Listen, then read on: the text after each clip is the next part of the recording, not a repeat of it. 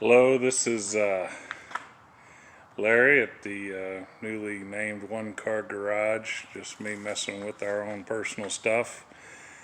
We're about to start the teardown and build and upgrade on a 78 Formula 404-speed Firebird rear axle. Do a gear change with a posi, a 30 spline axle upgrade, used axles, and set of mild and slightly larger 308 gears from the later after 2000 model trucks. They went to 8.6 inch gears on an 8.5 10 bolt, and you can retrofit those into these older 28 spline rear axles. Like I said, this is a 4-speed car, one of 810 built, W72 option, sold new out of Lufkin, Texas. Found by my friend Ronnie in Corsicana. We acquired the car and had it running a few years back, and then ended up selling it to a friend, and then 7 years later have bought it back.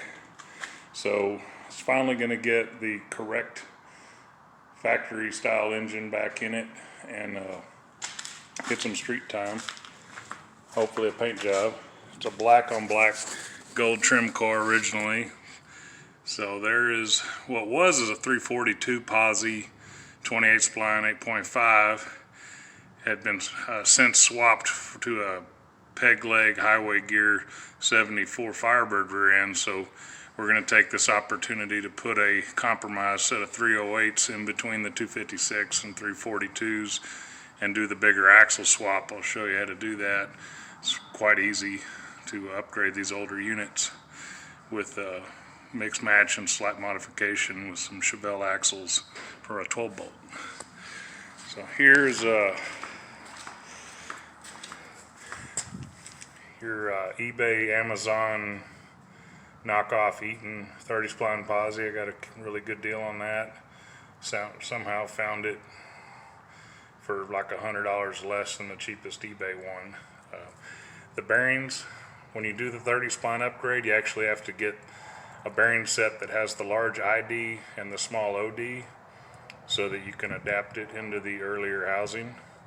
And like I said, there's the around 2001-2002 model 308 Chevy truck gears, 8.6 inch.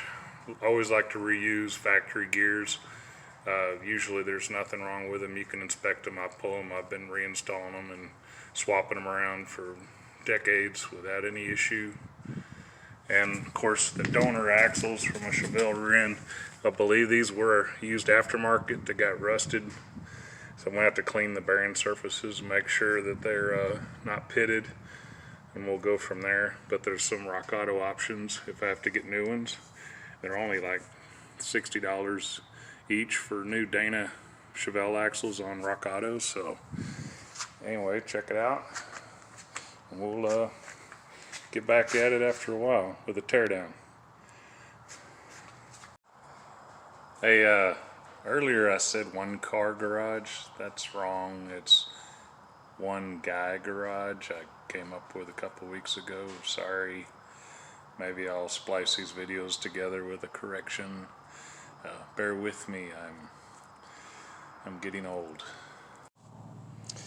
Alright, well, I got out some oil and Scotch-Brite stuff and did some scrubbing and cleaning, and you know, the axle here that wasn't rusty does have wear, and it has a ridge right here, same way you'd like feel your crankshaft on your engine if the rod bearing spun, and you can feel a groove between them. The good thing is this could be saved with an offset axle saver bearing that you can knock in that moves it back a little bit to the clean spot here. So with an axle saver bearing I can reuse this axle. But this other one, it's really got a lot of rust damage. I mean, I haven't cleaned that part, but it doesn't matter. But this part, I mean, it's pitted more than Brad. So I don't know, we'll have to do some thinking on that.